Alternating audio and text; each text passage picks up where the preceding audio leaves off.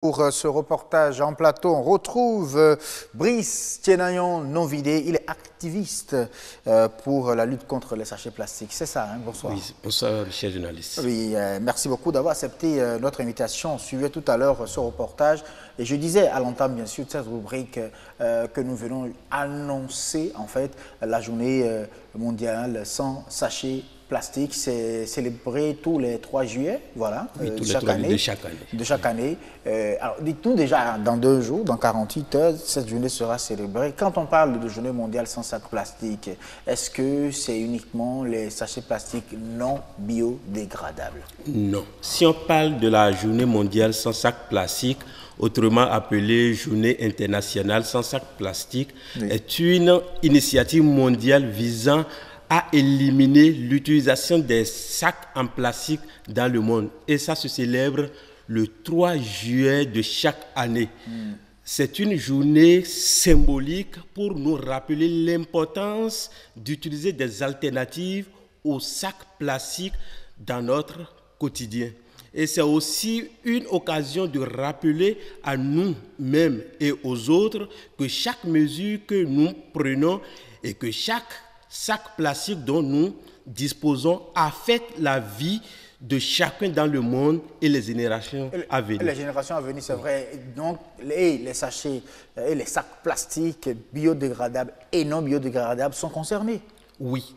Donc, on ne va pas les utiliser, non, même les biodégradables. Non, on ne doit plus utiliser les sacs non biodégradables. Okay. Mais les sacs biodégradables sont recommandés par la loi au Bénin. Par la loi au Bénin. Oui. Et c'est de la promotion des sacs biodégradables que fait aussi la journée. Oui. On profite de la journée donc pour faire la promotion, oui, donc, des alternatives. Oui, on a choisi cette journée pour faire maintenant la lutte pour les sachets, les sacs biodégradables. Les sacs biodégradables. Oui. Et il y en a déjà sur le marché, oui, je pense.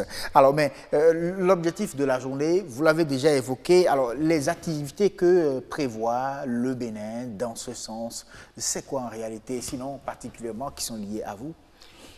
Si nous prenons la journée mondiale sans sac plastique pour cette année 2018 qui aura lieu le 3 juillet 2019, j'allais dire, le gouvernement a prévu comme activité sensibiliser la population béninoise sur les conséquences d'utilisation des sacs plastiques non biodégradables.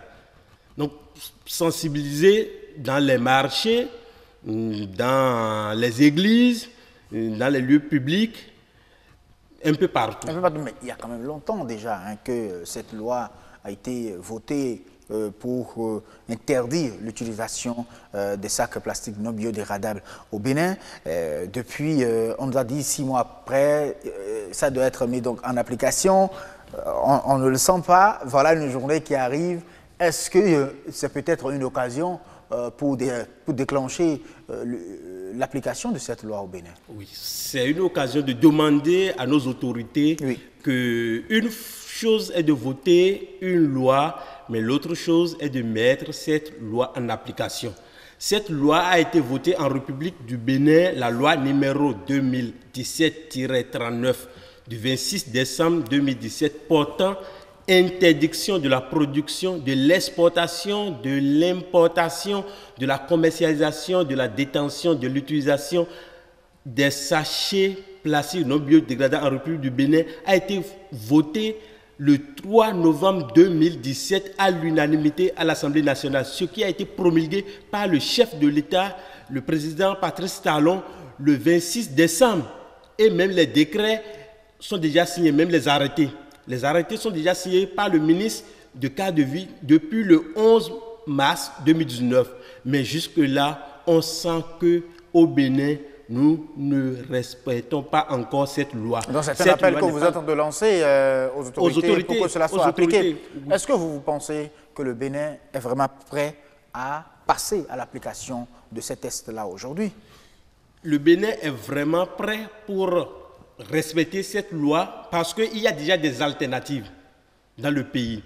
Mais tant qu'il n'y a pas de répression, ça serait difficile aux Béninois de respecter cette loi. Vous pensez que parce que prenons l'exemple simplement des faux médicaments. Lorsque le gouvernement a commencé par arrêter pour ça, aujourd'hui, on ne voit plus la circulation. Comparaison n'est forcément pas raison, mais dites-nous, aujourd'hui, est-ce que les alternatives sont vraiment, c'est-à-dire les solutions sont vraiment suffisantes pour qu'on passe maintenant à l'application? Est-ce que ce n'est pas une politique pour le gouvernement béninois aussi de pouvoir mettre en place les solutions pour qu'au moment de l'application, qu'on n'ait pas dit, voilà, on n'a pas de solution pour remplacer les sachets plastiques non biodégradables? Aujourd'hui, en République du Bénin, les solutions existent déjà. Par exemple, si nous prenons ces sachets, ceci c'est un sachet biodégradable fabriqué à base de l'amidon de pommes de terre. À base de l'amidon de pommes de terre. Vous allez voir que ça fait moins de bruit que l'autre. Sa durée de vie, ça fait 3 mois au plus. Au plus. Au plus 3 mois. Au plus 3 mois. Mais normalement, c'est 21 jours. Une fois que c'est entré en contact avec la main, ça se décompose. Si c'est stocké dans un magasin donné, ça fait 18 mois. 18 mois. 18 mois. Vous dites que les solutions existent, il y en a partout, sur toute l'étendue du territoire national. Vous avez vérifié, vous êtes sûr de... Je suis très sûr. Aujourd'hui même, ceux qui ont les sachets biodégradables se plaignent. On dirait que, ah oui, ceux qui ont les sachets, les importateurs, les promoteurs des sachets biodégradables, parce que c'est là depuis des mois. Même le ministère du cadre de vie et du développement durable est au courant. Que c'est là depuis des mois. Mais jusqu'à présent, ceux-là n'arrivent pas à vendre leurs sachets biodégradables. Oui, parce que tant que les autres sachets plastiques sont encore sur les marchés, le Béninois fait son choix d'aller encore... Oui, mais il faut dire aussi, est-ce que le coût n'est pas élevé par rapport à le coût est un peu élevé, voilà, mais nous ne devons pas regarder le coût.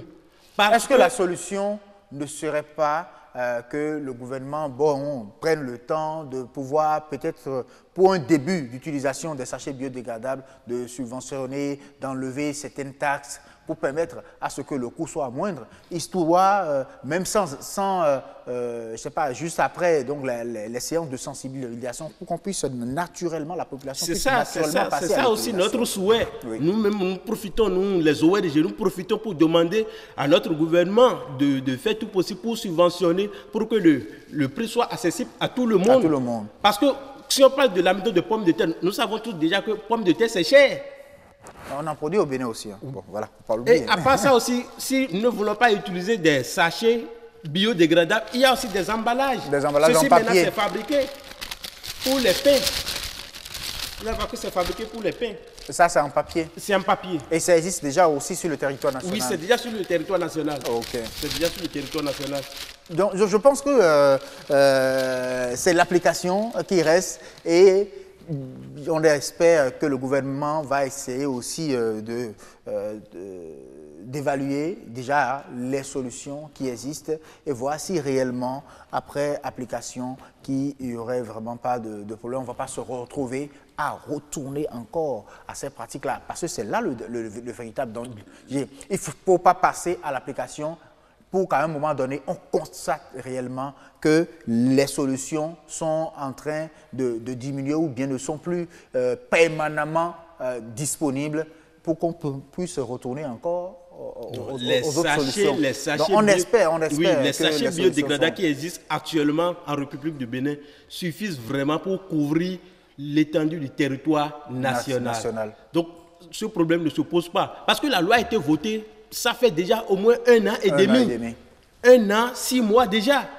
On attend quoi? Les arrêtés sont déjà signés, les décrets d'application sont déjà signés. Et tout est devant moi ici, signé par le président et le ministre de cadre de vie et du développement durable. Mais on attend quoi pour commencer la répression? Parce que sans la répression, le Béninois va toujours... Et ce qui est encore malheureux,